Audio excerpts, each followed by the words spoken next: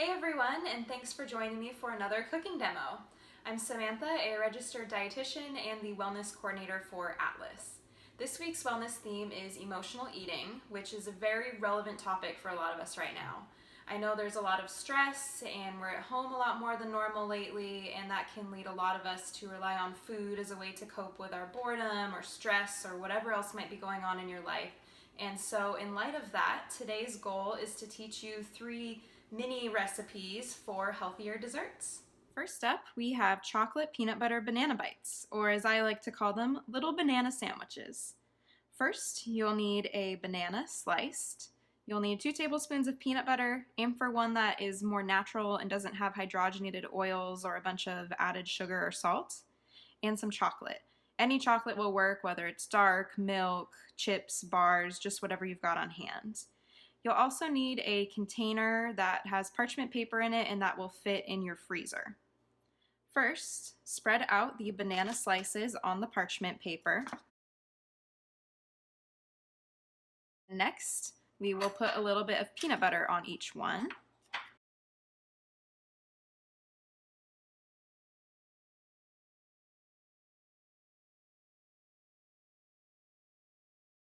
And then cover each one with the remaining bananas. And we'll freeze it for about 30 minutes until those start to get a little solid. And once the bananas have been freezing for about 30 minutes, you can start melting the chocolate. I did mine with the double boil method, where you add water to a pot and simmer it and then put the chocolate in a bowl over top of that, shown here. And once the chocolate is melted, you can go ahead and just scoop it onto each banana.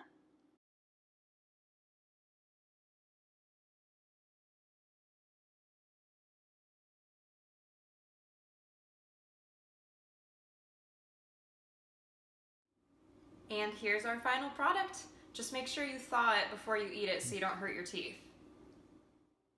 Our next dessert is a chocolate chia seed pudding, which is a super versatile dessert that you can change the flavorings or the texture or the garnishes and make it really decadent while still being healthy.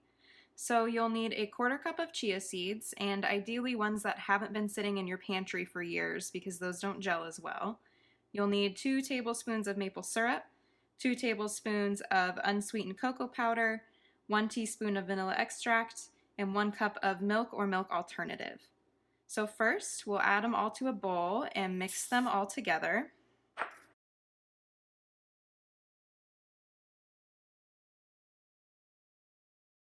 And then we're just going to let it sit on the counter for about 15 minutes.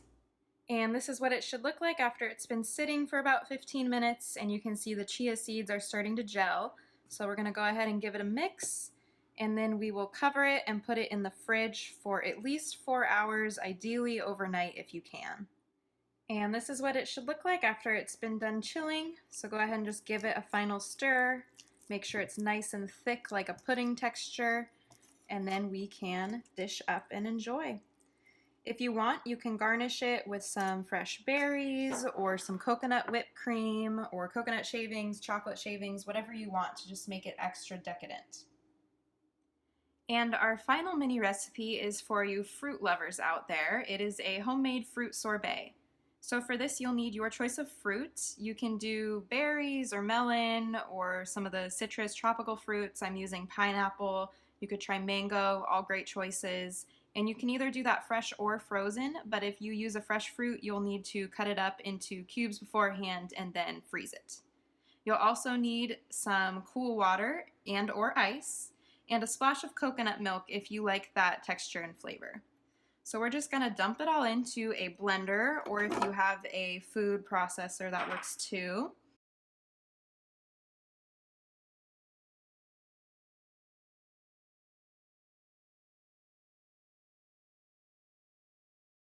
And if you're not quite satisfied with the texture, you can experiment with adding more water or ice or the coconut milk. Different fruits are going to have different consistencies, and so you'll need to play with that until you have it the way you like it.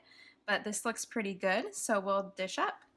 And here is our final sorbet product. You can either enjoy it now or you can seal it in an airtight container in the freezer to enjoy later. And thanks for tuning in today. I hope at least one of these treats will satisfy your sweet tooth, and remember to send me your comments and requests for wellness topics and recipes.